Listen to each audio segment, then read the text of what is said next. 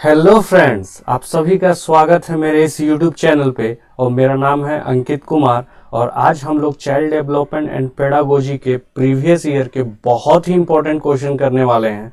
और आज हम लोग हर एक ऑप्शन के बारे में पूरा कॉन्सेप्ट देखेंगे, हर एक ऑप्शन के बारे में डीपली डिस्कशन करेंगे। तो आज आपका क्लास बहुत ही इंपॉर्टेंट होने वाला है, तो प्लीज देखते रहिए। और चलिए हम लोग चलते हैं अपने पहले क्वेश्चन की ओर। और हमारा पहला क्वेश्चन है, भाषा अर्जन एवं विकास के लिए सर्वाधिक संवेदनशील अवधि कौन सी है? तो भाषा विकास के लिए जो संवेदनशील अवधि होती है, the most critical period of acquisition and development of language is, तो हमारा पहला ऑप्शन है जन्म से पूर्व की अवधि। जब बच्चा जन्म ही नहीं लिया है तो वो भाषा से क्या रिलेट कर पाएगा? वो तो ये जन्म से पूर्व की अवधि है, ये हमारा प्रीनेटल पीरियड है, ये इंपॉर्टेंट नहीं है भाषा के पॉइंट ऑफ व्यू से। तो हमारा पहला ऑप्शन नहीं होगा। अब देखते हैं हमारा जो दूसरा है, ये नहीं होगा। अभी प्रारंभिक बाल्यावस्था, प्रारंभिक बाल्यावस्था हमारे 2 से 6 साल की अवस्था होती है। और 2 से 6 साल की अवस्था बहुत ही इंपॉर्टेंट पीरियड होती है लैंग्वेज डेवलपमेंट के लिए, लैंग्वेज विकास के लिए और अर्जन के लिए। बहुत ही इसमें बच्चा बहुत ही शब्दकोश को संग्रह कर पाता है। तो ये जो प्रारंभिक बाल्यावस्था है, 2 से 6 साल की अवस्था है, ये जीन पियाजे ने बताया था। और जीन पियाजे ने बोला था ये लैंग्वेज डेवलपमेंट के लिए बहुत ही क्रिटिकल पीरियड है और ये बहुत ही इम्पोर्टेंट अवधि है। तो ये हमारा आंसर होगा प्रारंभिक बाल्यावस्था। अब हम चलते हैं अपने दूसरे क्वेश्चन की ओर। हमारा दूसरा क्वेश्चन है, निम्नलिखित में से कौन से लॉरेंस कोल्सबर्ग द्वारा प्रस्तावित की गई नैतिक विकास की अवस्था है? तो लॉरेंस कोल्सबर्ग ने नैतिक विकास की अवस्था बताई थी। इसने 3 स्टेज दिए थे और पर स्टेज के 2-2 सब स्टेज हैं। तो आप ये देख सकते हैं लॉरेंस कोल्सबर्ग द्वारा दी गई, ये पहला stage pre conventional stage, conventional stage and post conventional stage. मैं इसे बहुत डिटेल में बताने वाला हूं। तो ये आप देख रहे हैं जो हमारा 5th स्टेज है, the society contract orientation, the social contract orientation. तो ये जो मेरा दूसरा नंबर है, सामाजिक अनुबंधन अभिन्यास, ये हमारा दूसरा जो है इसका आंसर होगा। तो अब हम देखते हैं, अब हम हर एक ऑप्शन के बारे में जाएंगे और हम लोग देखते हैं पहले लॉरेंस कोल्सबर्ग द्वारा दी गई नैतिक विकास की क्या क्या अवस्था है। तो मैं इसे अब बताता हूं पूरा। तो ये हमारी पहली है पूर्व परंपरागत अवस्था, प्री कन्वेंशनल स्टेज, इसके 2 सब स्टेज हैं। फिर दूसरा का परंपरागत अवस्था कन्वेंशनल स्टेज, इसके भी 2 सब स्टेज हैं। और तीसरा स्टेज है उत्तर परंपरागत स्तर और इसकी भी 2 सब स्टेज है। अब हम इसे डिटेल में डिस्कस करेंगे। तो आइए हम इसे डिटेल में डिस्कस करते हैं। तो हमारा है पूर्व परंपरागत अवस्था, प्री कन्वेंशनल स्टेज। तो इसमें होता यह है कि जब बालक बाहरी तत्व या घटना के आधार पर नैतिक व्यवहार को, किसी व्यवहार को नैतिक या अनैतिक समझता है, ठीक है। तो वो एक्चुअली वो अपना तर्क नहीं दे पाता है, वो किसी बाहरी व्यक्ति के आधार पर तर्क देता है। तो इसमें हमारा जो पहला स्टेज है आज्ञा एवं दंड की अवस्था।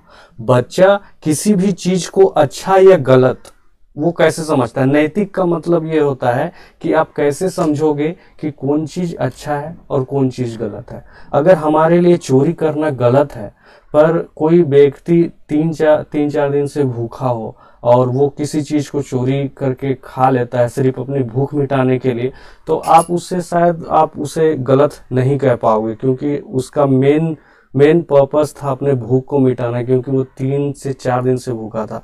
तो आप कैसे तर्क दोगे कि कौन चीज सही है और कौन चीज गलत है? ये होती है नैतिक विकास।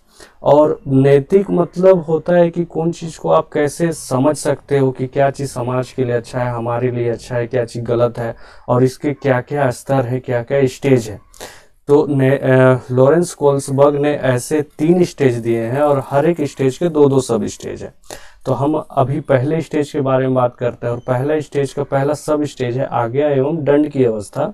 इसमें बच्चा को अगर किसी चीज के लिए पनिशमेंट मिले, किसी चीज के लिए दंड मिले, तो वो सोचता है कि ये चीज गलत है। जैसे आप कोई बच्चे को बोलो कि आज आप स्कूल मत जाओ, तो वो बच्चा बोलेगा नहीं, अगर मैं स्कूल नहीं गया तो घर में मुझे डांट पड़ेगी। तो डांट पड़ेगी इसीलिए वो समझता है कि स्कूल जाना सही है। अगर मैं स्कूल नहीं गया तो मुझे दंड मिलेगी, मुझे पनिशमेंट मिलेगी और ये गलत है। ठीक है, तो वो किसी भी चीज को दंड के आधार पे जज करता है कि वो सही है या गलत है। अगर कोई भी व्यक्ति पनिशमेंट के आधार पे किसी भी कार्य को जज करता है तो वो जो उसकी नैतिक अवस्था होगी वो पहली अवस्था होगी। इसमें आंसर कैसा आता है वो मैं बताता हूँ, कैसा क्वेश्चन आता है।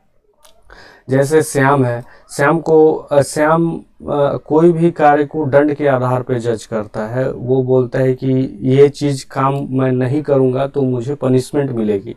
तो उसकी जो नैतिक सोच है वो किस स्तर की है, तो उसकी जो नैतिक सोच की स्तर है वो आगे एवं दंड की अवस्था होगी। ठीक है, ये हमारा पहला है। अब दूसरा है अहंकार की अवस्था, स्टेज ऑफ ईगो। तो अहंकार की अवस्था क्या होती है? इस अवस्था में बालक का व्यवहार स्वयं की इच्छा पूर्ण करने वाला होता है। बच्चा सिर्फ अपना पर्सपेक्टिव, अपना दृष्टिकोण समझ पाता है। दूसरा का तर्क, वो दूसरी की नजर से वो किसी भी चीज को नहीं देख पाता है। ठीक है, और इसमें बराबरी का लेन देन के आधार पर व्यवहार होता है जो बच्चा का, जो स्टेज ऑफ ईगो में है। अगर आप किसी बच्चे को काम करने बोलो, जाओ बच्चा मेरे लिए ये काम कर दो, तो वो बोलेगा नहीं मुझे इसके लिए चॉकलेट चाहिए या कुछ पॉकेट मनी चाहिए। ठीक है, तो वो अपना फायदा देखेगा। अगर किसी बच्चे ने किसी का लंच बॉक्स गिरा दिया तो वो उसका भी लंच बॉक्स गिरा देगा। तो वो इसमें बदले की भावना होती है कि उसने मेरा पेज फाड़ा, मैं भी उसका पेज फाड़ूंगा। तो अगर इस टाइप की अगर किसी की सोच है तो उसकी जो नैतिक अवस्था है वो अहंकार की अवस्था है। ठीक है, इसमें ऐसे क्वेश्चन आ सकता है कि राम ने श्याम का पेज फाड़ा, श्याम ने राम का पेज फाड़ा। तो यहाँ पे जो श्याम का जो नैतिक अवस्था है वो किस स्तर की है? तो यहाँ पे आपको आंसर देना होगा अहंकार की अवस्था है। ठीक है, अब हम जाते हैं अपने दूसरे स्टेज पे जिसका नाम है परंपरागत अवस्था, कन्वेंशनल स्टेज। और इसमें बच्चा, इसका जो है पहला स्टेज है, पहला सब स्टेज है वो है प्रशंसा की अवस्था। और इसमें बच्चा जो भी काम करता है वो प्रशंसा पाने के लिए करता है। अगर उसमें उस चीज को प्रशंसा मिलती है तो वो बच्चा उसको क्या कहता है कि हाँ ये मेरे लिए सही है, ये नैतिक कार्य है, ये अच्छा कार्य है। ठीक है, और ये बच्चा में चिंतन का स्वरूप और समाज व परिवेश पे निर्धारित होता है। उसका क्या इन्वायरमेंट है, परिवेश मतलब होता है आसपास का क्या इन्वायरमेंट है, उस पे आधारित होता है बच्चे की जो चिंतन की जो स्वरूप होती है। ठीक है, ये होती है प्रशंसा की अवस्था। अब हम चलते हैं अपने अगले सब स्टेज की ओर जो है सामाजिक व्यवस्था के प्रति सम्मान की अवस्था। आप इसे ऐसे देख सकते हैं, यहाँ पे आपकी स्टेज में ही लिखी हुई है कि सामाजिक व्यवस्था। तो सामाजिक व्यवस्था का मतलब क्या होता है? Social system. सामाजिक व्यवस्था का मतलब होता है आप जैसे पुलिस है, कानून है, हमारे समाज में बहुत सारे हमने कानून बनाए हैं, न्याय बनाए हैं, तो उसका वो अगर सम्मान करता है, उसको वो पालन करता है, उसका वो पूरे अच्छी तरह से उसको वो फॉलो करता है, तो हम बोल सकते हैं जो उसका जो नैतिक स्तर है वो चौथे स्तर का है, यानी कि सामाजिक व्यवस्था के प्रति सम्मान की अवस्था है। उसमें वो आदेश, कानून, कर्तव्यों पर आधारित होता है, वो सभी चीज को अच्छे से फॉलो करेगा। ठीक है, और जो समाज के विरुद्ध जाता है, जो समाज के नियम के विरुद्ध जाता है, वो अनैतिक होता है, उसकी ये सोच होती है। तो ऐसे हम सोच वालों को 4 स्टेज में रखेंगे जिसकी ऐसी सोच होगी। अब हम जाते हैं अपने अगले स्तर की ओर। ये हमारा लास्ट स्टेज है उत्तर परंपरागत स्तर, जिसमें सामाजिक समझौते की अवस्था, स्टेज ऑफ सोशल कॉन्ट्रैक्ट। तो एक आदमी और सोशल के बीच में एक कॉन्ट्रैक्ट होता है, एक समझौता होता है कि आदमी समझने लगता है कि समाज और आदमी के बीच में एक समझौता है। समाज में बहुत सारे नियम कानून है और उसे वो हित के लिए, अपने आप के लिए, मतलब अपने अच्छे के लिए वो समाज के सभी नियमों का पालन करता है। तो अगर वो ऐसे सोच वाला है तो वो सामाजिक समझौते की अवस्था है। ठीक है, और ये भी वो जानता है कि अगर कोई समाज में कोई ऐसा नियम है जो कि उसके हित के खिलाफ है तो वो उसे चेंज कर सकता है। उसे सामाजिक सहमति से उस नियम को वो बदल सकता है। ठीक है, तो ये ऐसा स्तर को हम लोग सामाजिक समझौते की अवस्था कहते हैं। ये हमारा 5वां स्टेज है और हमारा लास्ट स्टेज है सार्वभौमिक सिद्धांत की अवस्था। सार्वभौमिक सिद्धांत की अवस्था, इसमें बहुत ही कम व्यक्ति आ पाते हैं, जैसे हमारे हैं स्वामी विवेकानंद, APJ अब्दुल कलाम, ऐसे महान महान पर्सनालिटी इसमें आते हैं, जिसमें अच्छे और बुरे की, और यू कैन से एक अवस्था में विवेक होता है। विवेक मतलब पैसेंस। ठीक है, आप सिर्फ हित की बात करते हो, नैतिक की बात करते हो, और आप अगर समाज में कुछ भी बुरा चल रहा है तो आप उसके खिलाफ खड़े हो जाते हो। ठीक है, तो ऐसे पर्सनालिटी, ऐसे व्यक्तित्व को हम सार्वभौमिक सिद्धांत की अवस्था में हम रखेंगे, जो ऐसे समाज के नैतिक को देखते हैं। तो ये थे लॉरेंस कोल्सबर्ग द्वारा दी गई मोरल डेवलपमेंट कि जो आदमी है, आदमी में नैतिक का विकास कैसे होता है। और इसमें एक इम्पोर्टेंट है कि ये एज पे आधारित नहीं होता है। ठीक है, बहुत सारे ऐसे व्यक्ति हैं जो सिर्फ दूसरे स्टेज में रह जाते हैं, जो बदला की भावना होती है, स्टेज ऑफ ईगो, मैंने तुम्हें मारा तो मैं भी तुमको मारूंगा। तो इस टाइप की जो भावना है वो 2 में रहेगा। और जो बहुत ही सार्वभौमिक समझौते की रहेंगे, वो सार्वभौमिक सिद्धांत की अवस्था में रहेंगे, वो बहुत ही महान पर्सनालिटी होंगे, जैसे Swami Vivekananda, APJ Abdul Kalam, Nelson Mandela, Gandhi ji. ये हमारे कुछ ऐसे व्यक्तित्व हैं, ऐसे पर्सनालिटी हैं जो कि इसमें आते हैं, जिनकी सोच बहुत महान है।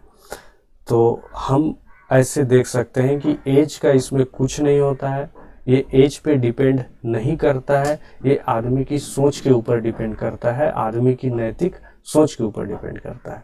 अब हम चलते हैं जीन पियाजे के द्वारा दी गई संज्ञानात्मक विकास का सिद्धांत। इसमें टोटल 4 स्टेज है। पहला है संवेदी गतिज अवस्था। ठीक है, जिसको हम लोग इंग्लिश में सेंसरी मोटर कहते हैं। और ये जो पहला अवस्था है, ये हमारा पहला अवस्था है। और ये पहला अवस्था में 5 सेंस होते हैं बच्चे के पास, आँख, नाक, कान, जीभ, मुंह, त्वचा। तो इस 5 सेंसेस से बच्चा ज्ञान लेता है। आप देखते होंगे कि बच्चा सभी चीज को मुंह में डालता है। वो मुंह में इसलिए डालता है क्योंकि वो उसके बारे में जानकारी लेना चाहता है। बच्चा सभी चीज को छू के देखता है, सूंघ के देखता है, क्योंकि वो उसके वो सेंस से, जो 5 सेंस है बच्चे के पास, उससे वो सभी चीज का ज्ञान लेना चाहता है। और वो अपने इन्वायरमेंट में जितने भी चीज हैं वो 5 सेंस से वो एक्सपीरियंस करता है। ठीक है, तो अगर आपका कुछ ऐसा क्वेश्चन है तो आप वो कौन सा स्टेज में होगा, वो सेंसरी मोटर स्टेज में होगा। ठीक है, और इसमें भी ऑब्जेक्ट परमानेंस आता है, अस्थायी तत्व, ये मैं आपको आगे बताऊंगा। और एक है पूर्व संज्ञानात्मक अवस्था। ये है प्री ऑपरेशनल स्टेज, जो कि 2 से 6 साल की अवस्था होती है। और ये अवस्था इलॉजिकल थिंकिंग होती है।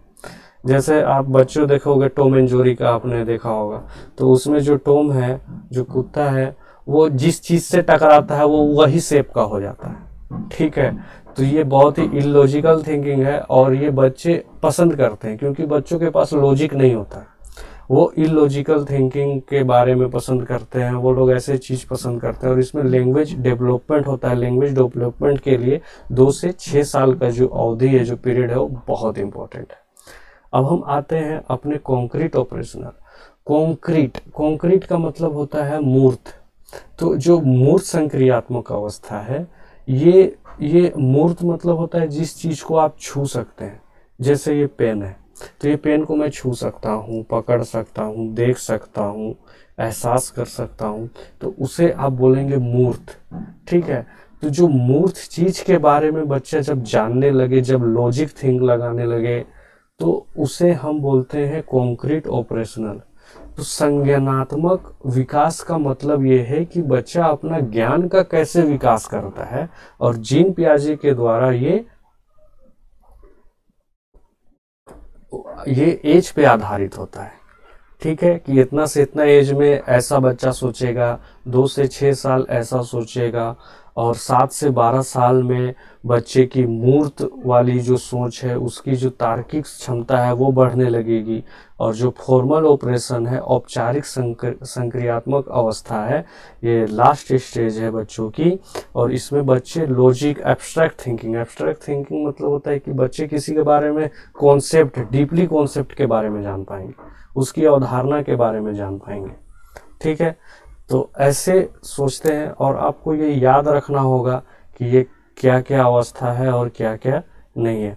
तो पहला हम फिर से एक बार रिपीट करते हैं, 0 से 2 साल सेंसरी मोटर, बच्चा अपना सेंस से जान पाएगा। जो आंख, नाक, कान, मुंह, जीभ, त्वचा है, उससे वो बच्चा किसी चीज के बारे में ज्ञान प्राप्त कर पाएगा, तो उसे हम सेंसरी मोटर कहते हैं, संवेदी गतिज अवस्था कहते हैं।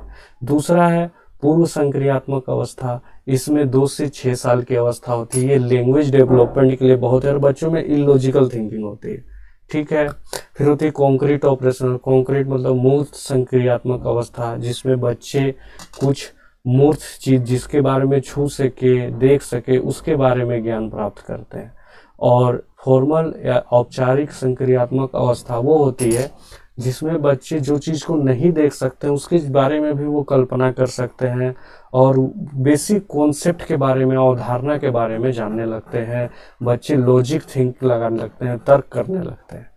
तो ये था हमारा 4 स्टेज जो जीन पियाजे के द्वारा दी गई है। और जीन पियाजे एज पे डिपेंड है। जीन पियाजे का जो भी सिद्धांत है वो एज पे डिपेंड है। और लॉरेंस कोल्सबर्ग का जो भी मोरल डेवलपमेंट है, जो नैतिक विकास का स्तर है, वो एज पे डिपेंड नहीं करता है।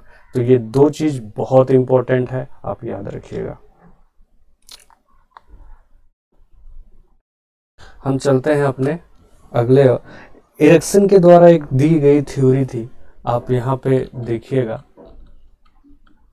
यहाँ पे मेरा जो 4 है वो इंडस्ट्री वर्सेस इंफेरिटी स्टेज, उद्योग बनाम अधीनता की अवस्था। ठीक है, तो यहाँ पे देखेंगे हम इंडस्ट्री मतलब क्या होता है। इंडस्ट्री मतलब होता है कोई भी स्कूल या आप ऐसे इंस्टीट्यूट ले सकते हो जहाँ पे बच्चे को परिश्रम कराया जाता है, जहाँ पे बच्चे को कुछ कराया जाता है। तो परिश्रम बनाम हीनता, ये 6 से 12 साल की अवस्था होती है। और इस अवस्था में बच्चे को अगर मान लीजिए बच्चा अगर कोई होमवर्क नहीं कर पाया या बच्चा कुछ चीज़ को समझ नहीं पाया, बच्चे कुछ गुना भाग नहीं कर पाए, तो आप उसे आगे ले जाके पनिशमेंट देते हो सबके सामने। तो बच्चा में क्या होता है कि लैक ऑफ कॉन्फिडेंस होता है, बच्चे की जो आत्मविश्वास होती है वो एकदम गिर जाती है। देखिए, लैक ऑफ कॉन्फिडेंस, ठीक है, एकदम आत्मविश्वास एकदम कम हो जाती है। बच्चे अपने आप से हीन भावना से देखने लगते हैं कि मैं कुछ नहीं कर पाता, टीचर मुझे हमेशा पनिशमेंट देते हैं, मैं हर सब्जेक्ट में कमज़ोर हूँ।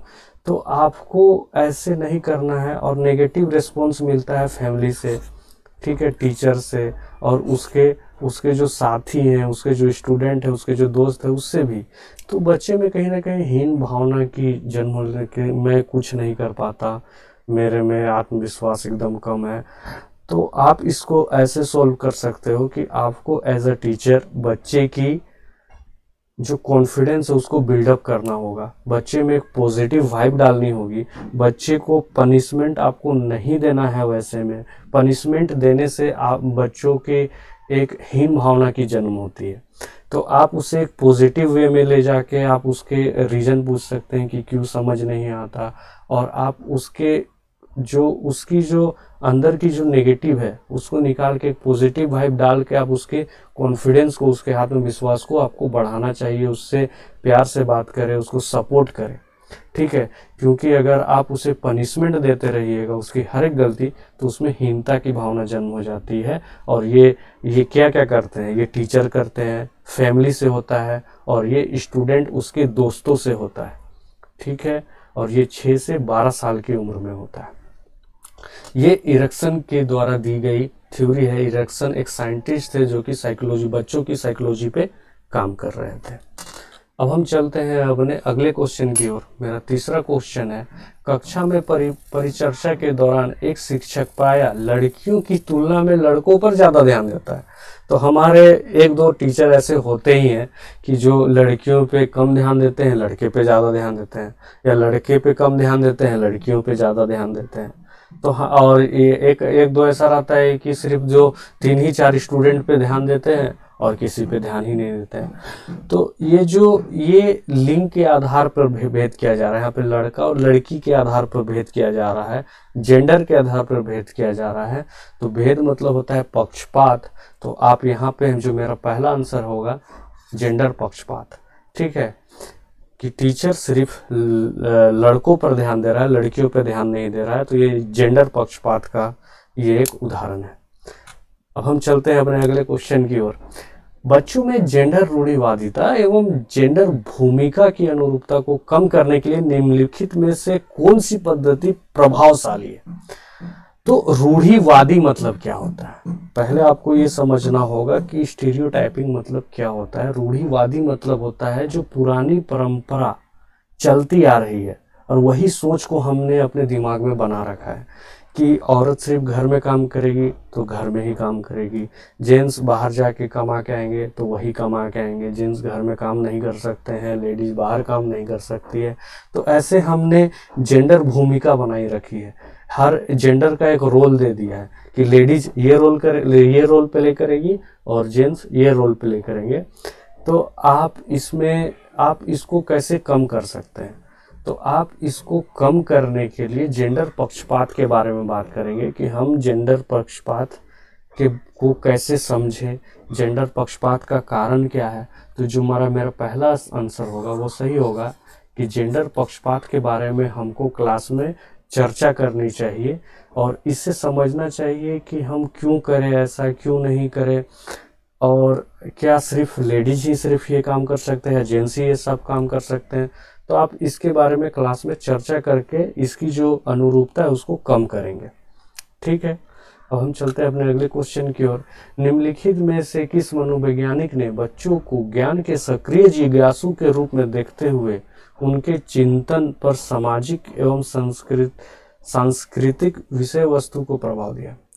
तो जो जीन पियाजे थे, वो जीन पियाजे बच्चों को डिटेल साइंटिस्ट यानी कि बच्चों को छोटे वैज्ञानिक कहे। ठीक है, तो जीन पियाजे ने सक्रिय जिज्ञासु कहे बच्चों को। तो इसका आंसर होगा जीन पियाजे, मेरा तीसरा आंसर होगा। ठीक है, तो जीन पियाजे ने क्या कहा था? बच्चों को सक्रिय जिज्ञासु, लिटिल साइंटिस्ट, छोटे वैज्ञानिक कहा था। तो ये बात आप याद रखिएगा। ठीक है, अब हम देखते हैं कि जिगसो पहेली को करते समय 5 वर्ष की जो नजमा है वो स्वयं से कहती है कि नीला टुकड़ा कहाँ है? नहीं, ये वाला नहीं, गाढ़े रंग वाला जिससे जूता पूरा बन जाए। तो वो अपने आप को गाइड करती, वो अपने आप को बोलती नहीं मुझे ये करना है, मुझे ऐसे करना है, मुझे ये करना है। तो वो अपने आप को डायरेक्शन देती है, वो अपने आप को बोलती है कि नहीं मुझे ये करना है, मुझे ये नहीं करना है। तो इसको वाइगोस्की क्या कहते हैं? इसको वाइगोस्की प्राइवेट स्पीच कहते हैं। ठीक है, इसको वाइगोस्की प्राइवेट स्पीच कहते हैं और जीन पियाजे इसे ईगोसेंट्रिक बोलते हैं। ठीक है, तो यहाँ पे वाइगोस्की बोला गया है, तो आप इसका जो आंसर होगा वो प्राइवेट स्पीच होगा। जो बच्चे अपने आप को सेल्फ डायरेक्ट करते हैं, सेल्फ गाइड करते हैं, अपने आप को दिशा देते हैं, उसे हम क्या कहते हैं? Private speech. ठीक है, और ये बहुत ही इम्पोर्टेंट है, ये बच्चों में होता है। अब हम देखते हैं बच्चों को संकेत देना तथा आवश्यकता पड़ने पर सहयोग प्रदान करना निम्नलिखित में से किसका उदाहरण है? तो बच्चों को जब आवश्यकता पड़ी तभी उसका हेल्प करना है। ऐसा नहीं कि आप बच्चों को हमेशा हेल्प करते रहे, नहीं, सिर्फ आवश्यकता पड़ने पर। तो आवश्यकता पड़ने पर हेल्प करें और बच्चा जब उसमें पूरी तरह से उसको चीज़ सीख जाए तो आप उसको हेल्प नहीं करेंगे। तो ये किसका उदाहरण है? ये स्कैफोल्डिंग का उदाहरण है। ये एक ढांचा का, आप एक ढांचा बनाते हो तो आप जब तक ढांचा बन नहीं जाता है तभी तक उसको सपोर्ट करते हो। ठीक है। और जब वो ढांचा बन जाए तो आप उसको सपोर्ट नहीं करते हो, उसको छोड़ देते हो। तो ये एक ढांचा का, एक पाड़ का उदाहरण है। और इसका जो आंसर है ये आपको क्वेश्चन में ही आंसर मिल जाएगा कि आप एक ढांचा है, ढांचा को आप तब तक सपोर्ट करते हो जब तक वो ढांचा बन ना जाए, और ढांचा जैसे ही बनता है आप उसको छोड़ देते हो। ठीक है, तो ये एक इसके फोल्डिंग का उदाहरण है। अब हम देखते हैं निम्नलिखित व्यवहारों में से कौन सा जीन पियाजे के द्वारा प्रस्तावित मूर्त संक्रियात्मक अवस्था को विशेषित करता है। मैंने आपको कहा था मूर्त संक्रियात्मक, मूर्त मतलब वो होता है जिस चीज को आप छू सके, ठीक है, जिसको आप देख सके, छू सके, एहसास कर सके, उसे हम बोलते हैं मूर्त कंक्रीट ऑपरेशनल।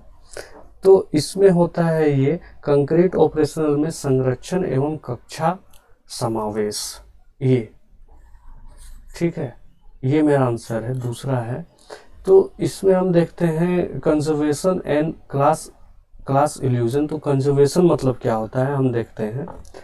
संरक्षण, संरक्षण एक तार्किक सोच है, आपके पास तर्क होना चाहिए, रीजनलाइज थिंकिंग होनी चाहिए। एक तार्किक सोच की क्षमता है जो एक व्यक्ति को निर्धारित करने की अनुमति देता है कि वो एक निश्चित मात्रा में कनेक्टर या आकार या समायोजन का बावजूद ही रहेगा। जैसे, और ये मेन 7 से 11 वर्ष में ये आती है बच्चों में। जैसे मैं देखता हूँ कंजर्वेशन का, मैं एग्जांपल देता हूँ कि हमारे पास ये दो इक्वल अमाउंट है, और यहाँ भी ये इक्वल अमाउंट है, वॉल्यूम इक्वल है, लेकिन बच्चा इसको ज़्यादा बोलेगा। क्यों? अगर बच्चा 2 से 7 साल का होगा तो बच्चा इससे बोलेगा ये ज़्यादा है, क्योंकि ये देखने में ज़्यादा लग रहा है। ठीक है, तो बच्चे की जो कंजर्वेशन की क्षमता है वो नहीं हुई है। लेकिन अगर बच्चा 7 से 11 साल का है, 7 से 11 साल के बीच का है, तो बच्चा बोलेगा नहीं ये इक्वल है।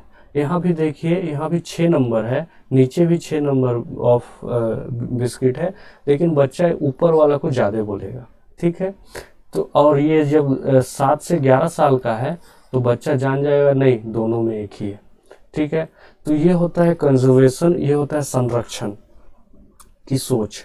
ठीक है, तो ये मूर्त संक्रियात्मक में आती है, जो संरक्षण की सोच है वो मूर्त संक्रियात्मक में आती है, और मूर्त संक्रियात्मक की अवधि होती है 7 से 11 वर्ष। और क्लास इंक्लूजन, अब मैं बात करता हूँ इसकी क्लास इंक्लूजन। क्लास इंक्लूजन मतलब होता है कि आप, जैसे आप पहले जानते हो जानवर, तो डॉग भी जानवर है और क्या शेर भी जानवर है, लेकिन बच्चा डॉग और जानवर को अलग से नहीं बांट पाएगा, वर्ग में नहीं विभाजित कर पाएगा। लेकिन जब बच्चा 7 से 11 साल में आ जाता है तो बच्चा जान जाता है कि शेर भी जानवर है और डॉग भी जानवर है, लेकिन दोनों ही अलग अलग जानवर हैं। ये बच्चा जान पाता है, ये बच्चा क्लास में विभाजित कर पाता है। ठीक है, वर्ग में विभाजित कर पाता है, क्लास वो बांट पाता है। ठीक है, जैसे बिल्ली और चीता वो एक ही प्रजाति के, लेकिन दोनों अलग अलग हैं, तो दोनों को बच्चा अंतर समझ पाता है, बांट पाता है। तो इसे हम क्लास इंक्लूजन, कक्षा समावेश कहते हैं। ठीक है, तो ये ऐसी सोच कब आती है? 7 से 11 वर्ष की ये कॉन्क्रीट ऑपरेशनल में आती है। अब हम चलते हैं अपने अगले की ओर। अब देखिए यहाँ ऑब्जेक्ट परमानेंस, यहाँ पे दिया हुआ है ऑब्जेक्ट परमानेंस। ठीक है, तो ऑब्जेक्ट परमानेंस मतलब क्या होता है?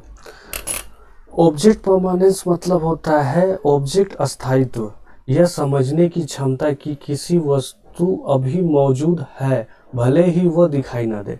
अगर बच्चे को ये डॉल दिखाई नहीं दे रही है, ये डॉगी बच्चे को दिखाई नहीं दे रही है, लेकिन अगर ये बच्चा 18 से 24 महीने का है, 18 से 24 महीने का है, तो ये समझ पाएगा भले ही ये दिखाई ना दे, लेकिन ये एग्जिस्ट करता है, ये मौजूद है।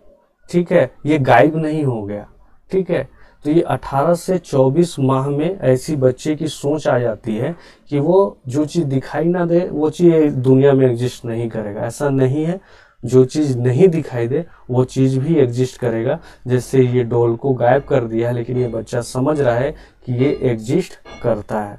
ये ऐसी सोच कब आती है? ऑब्जेक्ट परमानेंस की जो अस्थायित्व तत्व की जो सोच है वो 18 से 24 माह के अंदर बच्चों में आ जाती है। ठीक है, अब देखते हैं बच्चों के संज्ञानात्मक विकास के संदर्भ में निम्नलिखित में से कौन सी पियाजे की संरचना है। तो पियाजे ने स्कीमा की संरचना दी थी, स्कीमा। अब स्कीमा क्या होता है? तो स्कीमा मतलब ये होता है कि हमारे अंदर हर एक चीज की एक ऑटोमेटिक जानकारी है। ठीक है, आपको कुछ करना नहीं पड़ता है। जैसे आप टीवी खोलते हो तो आप हर एक का टीवी आप पहले स्विच ऑन करते हो, फिर ये करते हो, फिर रिमोट दाबते हो, फिर ठीक है आपको पता रहता है कि कौन सा नंबर कौन चैनल, तो आप ऑटोमेटिक नंबर दाब देते हो। ठीक है, आपके माइंड में एक स्कीमा बना हुआ है चैनल के प्रति। जैसे मैं एक और एग्जांपल देता हूँ, आप जब गाड़ी चलाते हो और आप 2-3 साल से गाड़ी चला रहे हो तो आपको गियर बदलने की जरूरत नहीं है। आपके दिमाग में पूरा गाड़ी का स्कीमा बना हुआ है कि वो कैसे वर्क करता है और आपका माइंड ऑटोमेटिक वर्क करेगा। आपको कुछ करने की जरूरत नहीं है। आप ऑटोमेटिक गियर लगाओगे, क्लच दाबोगे, ब्रेक लगाओगे। ठीक है, जैसे आप रेस्टोरेंट जाते हो, यहाँ पे उदाहरण के लिए आप अगर रेस्टोरेंट गए हो तो रेस्टोरेंट जाने से आप सबसे पहले क्या करोगे? मेन्यू मंगाओगे। एक मेन्यू को देखना, फिर भोजन का आदेश देना, फिर भोजन खाना, फिर बिल भुगतान करना। आपके पास एक स्क्रिप्ट बना हुआ है, आपके पास एक स्कीमा बना हुआ है कि रेस्टोरेंट जाएंगे तो आपको क्या क्या करना होगा। सबसे पहले आप मेन्यू मंगाएंगे, फिर ऑर्डर करेंगे, फिर खाना खाएंगे, फिर बिल पे करेंगे, फिर आप चले जाएंगे। तो आपके अंदर एक बना हुआ है ढांचा, एक स्कीमा बना हुआ है, और ये स्कीमा हर एक चीज की होती है। और जो जो चीज नए चीज हमारे लाइफ में आते जाते हैं उसका स्कीमा हम बनाते जाते हैं। तो ये स्कीमा है। ठीक है, अब हम देखते हैं ये होती है स्कीमा। और स्कीमा की बात जीन पियाजे करते हैं। आकलन का प्राथमिक उद्देश्य क्या होना चाहिए? अगर हम कोई बच्चे को आंकते हैं कि वो कितना अच्छा है कितना बुरा है, तो इसका प्राथमिक उद्देश्य, इसका जो पहला उद्देश्य है वो क्या होना चाहिए? इसका पहला उद्देश्य ये होना चाहिए कि बच्चा उस चीज को कितना समझ पाया, बच्चे के दिमाग में उस चीज के बारे में कॉन्सेप्ट क्लियर है या नहीं है, या बच्चा अभी भी उस चीज को लेके कंफ्यूज है। ठीक है, तो हमारी प्राथमिक उद्देश्य ये है कि हम इस चीज के लिए आंके कि बच्चा उस चीज को कितना समझ पाया है। तो ये हमारा 2 है, संबंधित अवधारणाओं के बारे में बच्चों की स्पष्टता। हम उस चीज में वो कंफ्यूज है या उसका पूरा कॉन्सेप्ट क्लियर है, वो अंडरस्टैंडिंग कितना क्लियर हुआ, हम इसीलिए आंकते हैं, हम इसीलिए आकलन करते हैं। हमारा ये प्राथमिक उद्देश्य है। तो इसी के साथ हमारा आज का क्लास समाप्त हुआ। अगर आपको मेरा क्लास अच्छा लगा हो तो प्लीज़ सब्सक्राइब कीजिए और बने रहिए मेरे साथ। तो धन्यवाद।